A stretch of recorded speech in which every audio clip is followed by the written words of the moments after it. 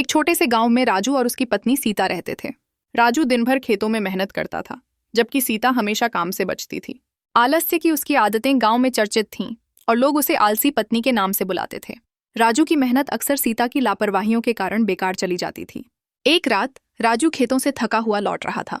आसमान में तारे टिमटिमा रहे थे, लेकिन उसके मन में बुरे ख्याल चल रहे थे। उसने देखा कि उसके घर का कमरा हल्की रोशनी से जगमगा रहा था।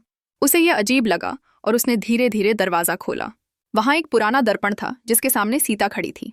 उस दर्पण में एक डरावना चेहरा नजर आ रहा था। यह चेहरा अंधकार से बना था और उसकी आंखों में भयावहता थी। सीता उस चेहरे से बातें कर रही थी और अचानक वह चेहरा हंसने लगा। राजू ने चुपचाप दरवाजे के पास खड़े होकर देखा।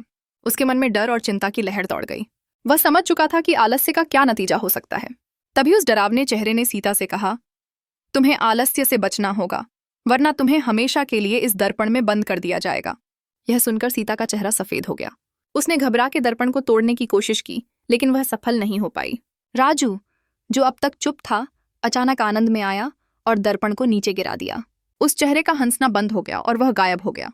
उस रात के बाद सीता का जीवन बदल गया। उसे अपनी आलस्य की आदतों का एहसास हुआ और उसने राजू के साथ मिलकर काम करने का निश्चय किया।